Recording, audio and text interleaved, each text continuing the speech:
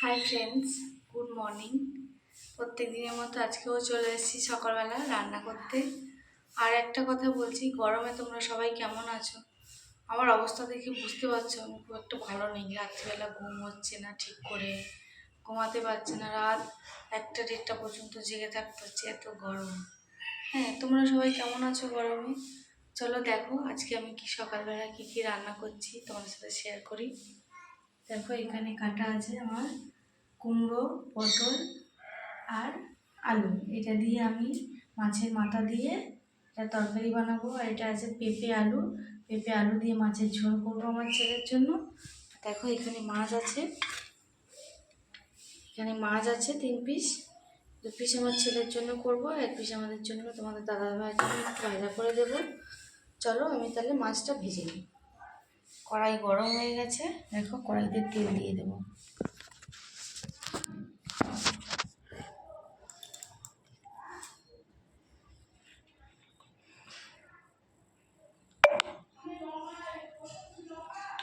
কড়াইতে তেল দিয়ে দিলাম।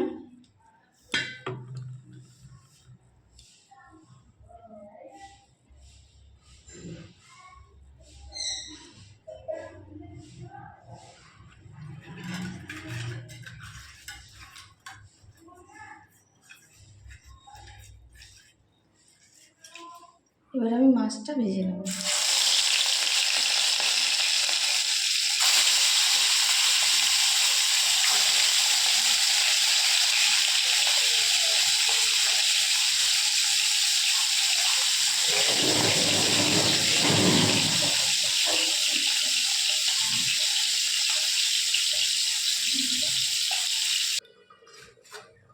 দেখো এখানে আমার সব মাছগুলো ভাজা হয়ে গেছে।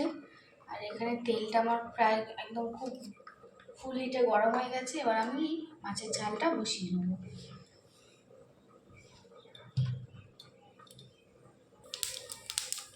দেখো কড়াইতে আমার জিরে ফোড়ন দেওয়া হয়ে গেছে। এবার আমি দিয়ে দেবো পেঁয়াজ কুচি।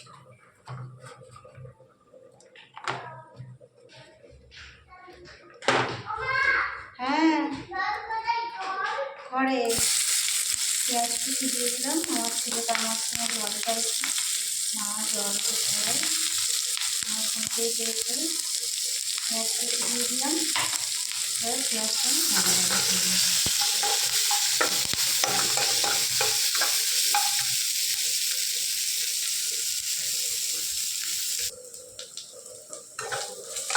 দেখো আমার পেঁয়াজটা লাল লাল করে ভাজা হয়ে গেছে। এবার দিয়ে দেবো একটু আদা বাটা।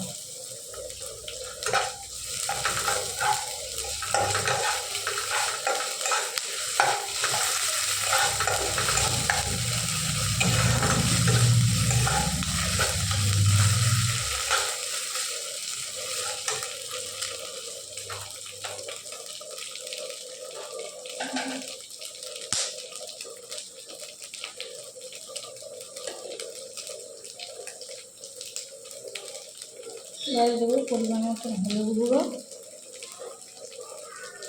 পরিমাণ মতো লঙ্কা গুঁড়ো। এই লঙ্কা গুঁড়োটা দিলাম কাশ্মীরি লঙ্কা, শুধু কালার হওয়ার জন্য। আর দিয়ে দিলাম একটু জিরে গুঁড়ো।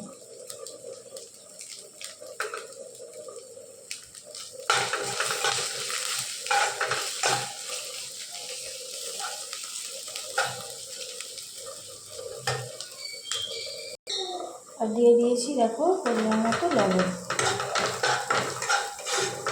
এবার এটা কিছুক্ষণের জন্য ভালো করে কষিয়ে নেব, নিয়ে আমি জল দিয়ে দেবো। দেখো আমার মাছের ঝালটা ফুটছে। এবার আমি মাছের ঝোলটা কিছুক্ষণের জন্য ঢেকে হতে দেবো।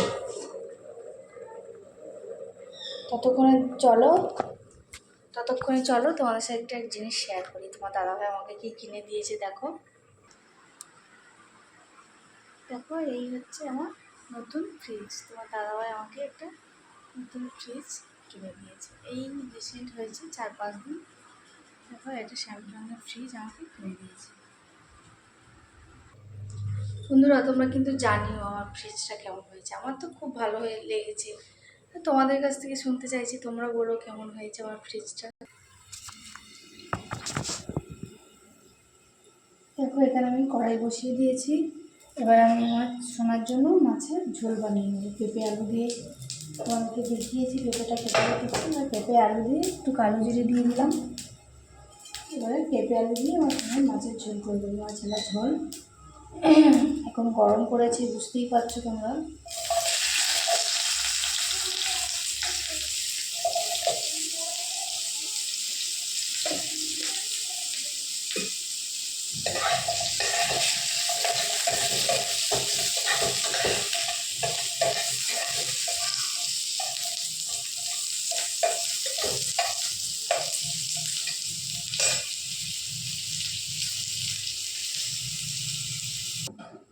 দেখো আমার মাছের ঝালটা হয়ে গেছে।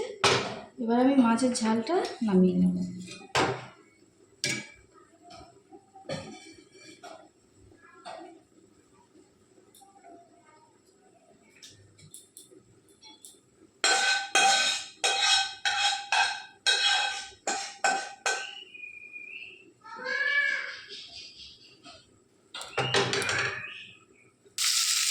তারপর আমি কুমড়ো আলু চিংড়ি মাছ মাছের মাথা দিয়ে তরকারিটা বসিয়ে দিয়েছি।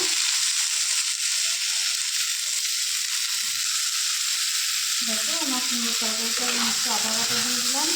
আর দিকে দেখতে পাচ্ছ তোমরা আমার সময় মাছের ঝোল হচ্ছে। আর দিয়ে দেবো একটু হলুদ গুঁড়ো, পরিমাণ মতো হলুদ গুঁড়ো, এক চামচ একটু লঙ্কা গুঁড়ো, আর দিয়ে দেবো একটু ধনে গুঁড়ো।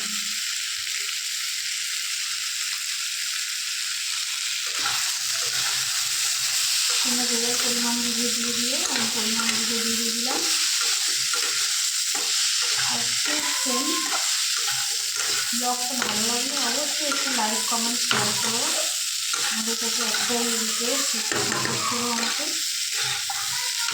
একটু ঢুকে দেবো, ঢুকে হতে দেবো।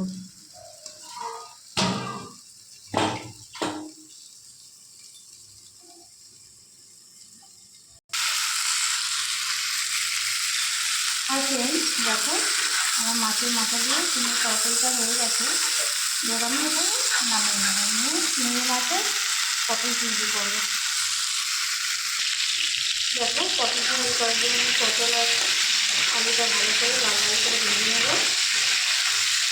নুন হলুদ দিয়ে ভাজবো, অবশ্যই নুন হলুদ দিয়ে ভাজবে। নুন হলুদ দিয়ে ভাজবি কিছুক্ষণের জন্য একটু ভাজতে দেবো। দেখো আমার পটল আলুটা ভাজা হয়ে গেছে। এবার আমি এটাকে তুলে নেবো। দেখো আমার পটল চিংড়ির জন্য চিংড়ি মাছটা ভাজা হয়ে গেছে। চিংড়ি মাছটা লাল লাল হয়ে গেছে, বেশি কড়া করে ভাজবো না। এবার আমি চিংড়ি মাছটা তুলে দেবো। পটল চিংড়িটা আমি বসাবো। তেলটা গরম আছে, আমি এই তেলে দিয়ে দেবো একটু শুকনো লঙ্কা, একটু সাজিয়ে আর একটা তেজপাতা।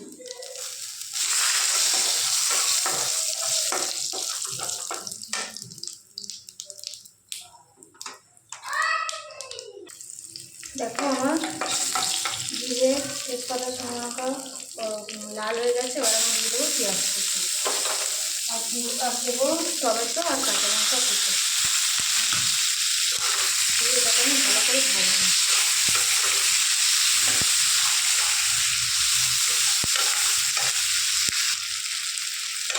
দেখো এবার আমি লবণ দিয়ে দেবো।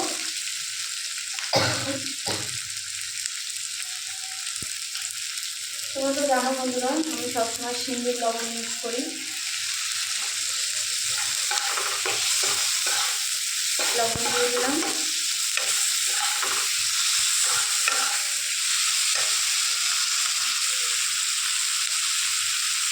দিয়ে দেবো পরিমাণ মতো হলুদ গুঁড়ো,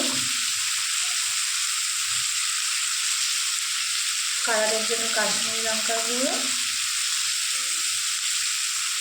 ধনে গুঁড়ো, আর দিয়ে দেবো জিরে গুঁড়ো। দিয়ে মশলাটাকে ভালো করে কষিয়ে নেব। একটু সামান্য অল্প পরিমাণে জল দেবো।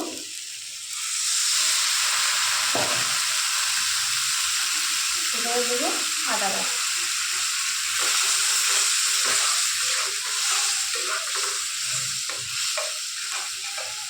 পটল আলু আর চিংড়িটা দিয়ে একটু নেড়ে চেড়ে হালকা ভেজে দেবো।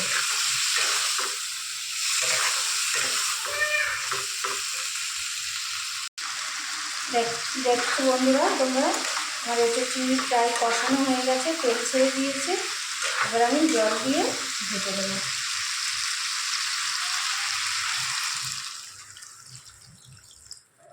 সব জলটাই দিয়ে দিলাম।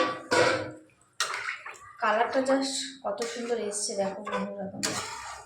আমি যেভাবে বানালাম রেসিপিটা সেভাবে ফলো করো, সেভাবে একবার বানিয়ে খেয়ে দেখো, দেখবে খুব ভালো লাগবে খেতে।